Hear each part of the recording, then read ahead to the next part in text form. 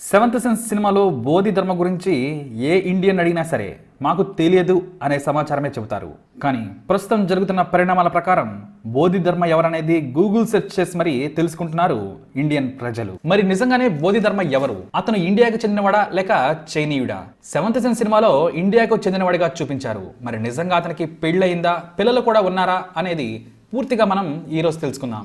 అసలు విషయానికి వస్తే బోధి ధర్మ ఒక ఇండియన్. ప్రపంచం నాగరికత అంటే ఏంటో తెలియకముందు భారతదేశంలో ఆర్యులు పట్టణంలో ఎలా జీవించాలో అలానే జీవిస్తూ ఉండేవారు. అంటే అంత టెక్నాలజీని వారు చవి చూశారు. వ్యవసాయం దగ్గర నుండి ప్రతి దాంట్లో కూడా టెక్నాలజీని ఉపయోగించి తమ జీవితంలో భాగంగా చేసుకునేవారు. ఈ యొక్క టెక్నాలజీనే ఇప్పుడు ప్రతి దేశం కూడా ఉపయోగిస్తూ ఉంది. అంటే వాటికి మూలం మన భారతదేశమే. అందులో మరీ ముఖ్యంగా చైనాకు మాత్రమే సొంతంగా చెప్పుకుంటున్న మార్షల్ ఆర్ట్స్ కానీ కుంఫు కానీ మన ఇండియాలో పుట్టినవే అని గర్వంగా చెప్పుకోవాలి. మన వాళ్ళు నేర్పితే కానీ వాళ్ళు అక్కడ నేర్చుకోలేకపోయారు.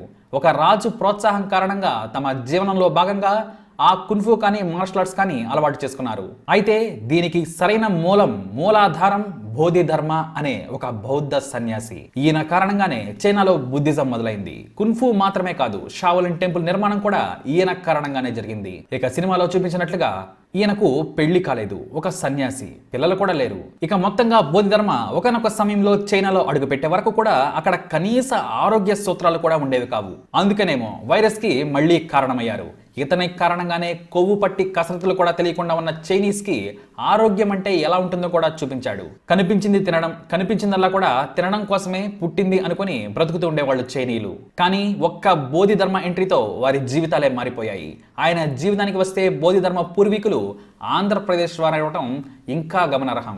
ఆంధ్రప్రదేశ్లోని పల్నాడుకు చెందిన వారు. కానీ వారు అక్కడి నుంచి తమిళనాడులో జీవనాన్ని ఏర్పాటు చేసుకున్నారు. ఆ తర్వాత తమ శక్తి సామర్థ్యాలతో కాంచీపురం రాజుగా కూడా ఎదిగారు.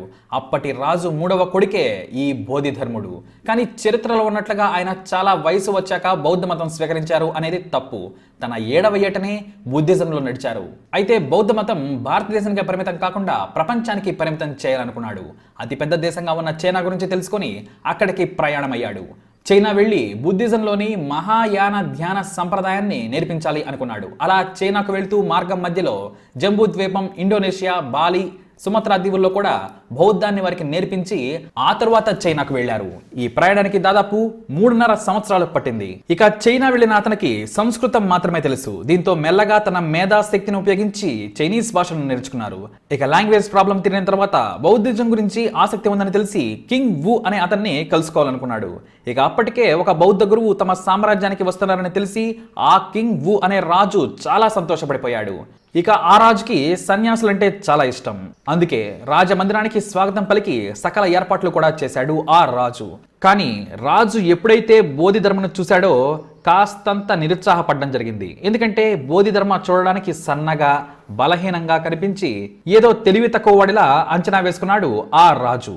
ఆ బౌద్ధ సన్యాసిని చూసి ఇతనికేం తెలుసులే అని తక్కువ అంచనా వేశాడు. అంతేకాదు అంతటితో ఊరుకోకుండా నీకు ఎలాంటి శక్తులు లేవని చాలా హేళనగా మాట్లాడాడు. అయినా సరే చిరునవ్వు చిందించాడు ఆ బోధిధర్ముడు. ఆ రాజు ఆ నవ్వును చూసే కాస్త ఆశ్చర్యపోయాడు. మిమ్మల్ని ఒక ప్రశ్న అడగొచ్చా అన్నాడు. మీ ఇష్టం, ఏదైనా అడగండి అన్నాడు బోధిధర్ముడు. ఈ సృష్టి ఎలా ఏర్పడింది అని అడిగాడు. దానికి బోధిధర్మ ఎంత తెలివి తక్కువ ప్రశ్న వేస్తావనుకోలేదన్నాడు. అయినా పర్వాలేదు, ఇంకో ప్రశ్న అడుగు అంటాడు.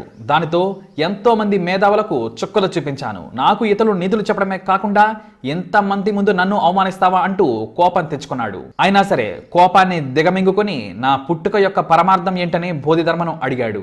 మళ్ళీ నవ్వి ఇది ఇంకా తెలివి తక్కువ ప్రశ్న అని నవ్వేశాడు బోధిధర్ముడు. అప్పటికే అవమానంగా ఫీల్ అవుతున్న ఆ రాజు మరింత అవమానంగా ఫీల్ అయి కోపం తెచ్చుకున్నాడు. నేనొక చక్రవర్తిని, ఎంతో మందికి సాయం చేశాను, శత్రువులను కూడా చంపకుండా వదిలేశాను, బడులు గుడులు ఒకటేమిటి ఎన్నో కట్టించాను, అలాంటిది నన్ను అవమానిస్తావా? ఇక్కడి నుండి తక్షణమే వెళ్లిపోమని ఆదేశిస్తాడు. వేటకారమైన నవ్వు నవ్విన బోధి అక్కడి నుంచి వెళ్లిపోతాడు. నువ్వు చేసిన పాపాలు, రాజ్యాల కోసం ఎంతో మందిని బలిపెట్టావు, నీ పేరు ప్రఖ్యాతుల కోసం ఎన్నో ప్రాణాలు తీశావు. పాపం చేసిన తర్వాత పుణ్యం చేస్తే చేసిన పాపం ఊరికే పోదు, తనతో పాటు నిన్ను కూడా ఏడవ నరక లోకానికి తీసుకువెళ్తుంది అని హెచ్చరించి మరీ అక్కడి నుంచి వెళ్ళిపోతాడు బోధిధర్ముడు. అయినా సరే ఏమాత్రం భయపడకుండా ఆ రాజ్యాన్ని దాటి కొండలు గుట్టలు మాత్రమే ఉన్న ఒక అటవీ ప్రాంతానికి చేరుకుంటాడు బోధిధర్ముడు. అక్కడ కొన్ని ఏళ్ల పాటు తపోదీక్ష చేస్తాడు. ఆ దీక్ష ఎంతలా అంటే తుఫానులు, వర్షాలు, మంచు వర్షాలు కూడా ఏమీ చేయలేకపోయాయి. అయితే బోధిధర్మ తపోదీక్షను చూసిన ఒక వ్యక్తి ఆయన దగ్గర శిష్యరికం చేయాలి అనుకుంటాడు. కానీ దీక్షలో ఉన్న బోధిధర్మ తన మాటను వినడు. దీంతో మీరు నాకు మీ ధర్మాలను, మీ మెడిటేషన్ నేర్పించకపోతే నేను ఇక్కడే చనిపోతానని చేయిని కూడా నరుక్కుంటాడు. బోధిధర్ముడు అప్పటికి కళ్ళు తెరవడు. ఉరుములు మెరుపులకే కళ్ళు తెరవని ఆ సన్యాసి చేయి తెగిన రక్తం తన ముఖాన చిందగానే వెంటనే ఆ ప్రపంచంలోకి వచ్చి ఆ వ్యక్తిని చూసి తనకున్న తపోశక్తితో ఆ చేయిని అతికించి శిష్యుడిగా అంగీకరిస్తాడు. ఈ ఒక్క శిష్యుడు కాస్త మరో 10 మందిని ఆ గురువు దగ్గరకు తీసుకువస్తాడు. అప్పుడు బోధిధర్మ వారిని చూసి నవ్వి, ఇలాంటి శరీరంతో ధ్యానం చేయలేరు, బౌద్ధాన్ని అసలు ఆచరించలేరు, ముందు శారీరకంగా గట్టిగా ఉండడానికి కఠోర కసరత్తులు కావాలి అని వారికి నేర్పిస్తాడు. 18 అర్హత్ హ్యాండ్స్ అనే పద్ధతి కూడా నేర్పించి కొద్ది రోజుల్లోనే వారికి మార్షల్ ఆర్ట్స్ లోని మజాని రుచి చూపిస్తాడు బోధిధర్ముడు. ఇక వారు శారీరకంగా దృఢంగా మారగానే మెడిటేషన్ ఎలా చేయాలో వారికి చెబుతాడు. అయితే ధ్యానానికి అసలు శత్రువు నిద్ర అని మొదటి రోజు తన శిష్యులకు నేర్పించాడు బోధిధర్మ. కానీ నిద్రను ఎట్టి పరిస్థితుల్లోనూ దరి చేరనీయవద్దని పదే పదే చెబుతూ ఉంటాడు బోధిధర్మ. అయితే ఒకరోజు తానే ధ్యానం చేస్తూ నిద్రలోకి జారుకుంటాడు. అంతే, తన మీద తనే కోపం పెంచుకొని తన కనురెప్పలను కత్తితో కోసివేసుకుంటాడు. అందుకే బోధిధర్ముడి యొక్క కనురెప్పలు ఉండవు. ఇక అవి నేల మీద పడి తేయాకు చెట్లుగా మారుతాయి. ఆ ఆకులతో చేసుకున్న టీని తాగి నిద్ర రాకుండా గడిపేవారు శిష్యులు. నిజాన్ని చూడడానికి మెదడును ఉపయోగించొద్దు. అలా ఆలోచిస్తే ఏది అర్థం కాదు. రియాలిటీని మెదడుతో కాకుండా హృదయంతో చూడండి, మీకు అంతా అర్థమవుతుంది అని చాలా బాగా వివరించి చెప్పేవాడు బోధిధర్ముడు. మరి దాన్ని ఇప్పటికీ ఆచరిస్తూ ఉంటారు చైనీస్.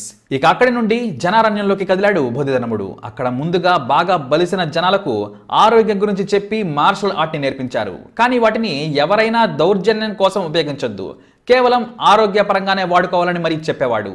అలా మార్షల్ ఆర్ట్స్ చైనా అంతా పాకింది. కానీ బౌద్ధ మతం కంటే కూడా తమకు కొత్త శక్తిని, బలాన్ని ఇవ్వాలనే తపన తర్వాత ఎక్కువైపోయింది. అయినా కూడా బోధిధర్మ ఉన్నంత కాలం బౌద్ధ మతంలోని మెడిటేషన్, మార్షల్ ఆర్ట్స్ ని కలిపి బోధించాడు. వారి శిష్యులనే షావోలింగ్ మ్యాంగ్స్ అన్నారు. ఇక ఇప్పుడు ప్రఖ్యాతంగా వినిపించే షావోలిన్ టెంపుల్ నిర్మాణానికి కూడా బోధిధర్మ ఇన్స్పిరేషనే కారణం. ఆయన షావోలిన్ టెంపుల్ నుండి బయటకు వచ్చిన తర్వాత కూడా ఆయన శిష్యులు కున్ఫూని ఇతరులకు నేర్పారు. అక్కడ ఉన్నప్పుడు చైనా భాషలో బోధిధర్మ 2 గ్రంథాలను రాశాడు. అందులో ఒకటి ఇన్జింగ్, రెండోది షిన్జింగ్. అయితే ఇప్పుడు షిన్జింగ్ అక్కడ నుండి ఎవరో ఎత్తుకెళ్లడంతో ఇన్జింగ్ మాత్రమే అక్కడ ఉంది. దక్షిణ చైనాలో అప్పటికే బోధిధర్మ బౌద్ధ ప్రచారకుడిగా చాలా పేరు గడించారు. ఇటు మెడిటేషన్ తో పాటు శారీరకంగా ఎలా స్ట్రాంగ్ గా ఉండాలో మార్షల్ ఆర్ట్స్ ద్వారా ఆయన ఎంతో మందికి తన దగ్గరున్న విద్యను ధారపోశారు. దీంతో ఆయనకు శత్రువులు కూడా చాలా మంది తయారయ్యారు. దీంతో ఒకానొక రోజు ఆయనకు విషం పెట్టి చంపేశారు. మొదట ధ్యానం చేసిన కొండల ప్రాంతాల్లోనే ఆయన బాడీని కూడా పూడ్చిపెట్టడం విశేషం. అయితే ఓసారి బోధిధర్మ ఒక చెప్పుతో నడుచుకుంటూ వెళ్తూ ఉండగా ఒక రాజభటుడు చూశాడట. ఆశ్చర్యపోయిన అతను, మీరు బోధిధర్మ కదా అంటే అవునని కూడా చెప్పాడు. మరి మీరు ఒక చెప్పే వేసుకుని ఎందుకు వెళుతున్నారని ప్రశ్నించాడట ఆ భటుడు. దానికి నవ్వి వెళ్ళిపోయాడట బోధిధర్ముడు. అయితే తాను ఇక్కడ కనిపించినట్లు మాత్రం ఎవ్వరికీ చెప్పకు అని నొక్కి మరీ చెప్పాడట. ఇక మీ రాజు చేసిన పాపం దగ్గర పడింది, నెల రోజుల్లో చనిపోతాడు అని చెప్పి మాయమైపోయాడట ఆ బోధిధర్ముడు. ఇక ఆ విషయం కాస్త భటుడు కడుపులో దాచుకోలేక ఆ రాజుకే చెప్పేశాడు. అంతే, వెంటనే ఆ సమాధి తవ్వగా అక్కడ శరీరం లేదు. విచిత్రం ఏమిటంటే ఒక్క చెప్పే ఉంది. రెండోది బోధిధర్ముడి కాలికి ఉన్నట్లుగా భటుడు చెప్పడం జరిగింది. దీంతో అతనికి అద్వితీయ శక్తులున్నాయని, ఆయన వయస్సు కూడా చాలా ఉండి ఉంటుందని నమ్మారు అక్కడి చైనీయులు. బోధిధర్మ చెప్పినట్లుగానే రాజు వు అనారోగ్యంతో చనిపోయాడు. కానీ బోధిధర్మ బౌద్ధ ప్రచారుడిగా వెళ్ళిన ఆ మతం కంటే కూడా మార్షల్ ఆర్ట్స్ చైనా అంతటా విస్తరించింది. కరాటే నుండి కున్ఫు, బాక్సింగ్ ఇలాంటివన్నీ కూడా పుట్టాయి.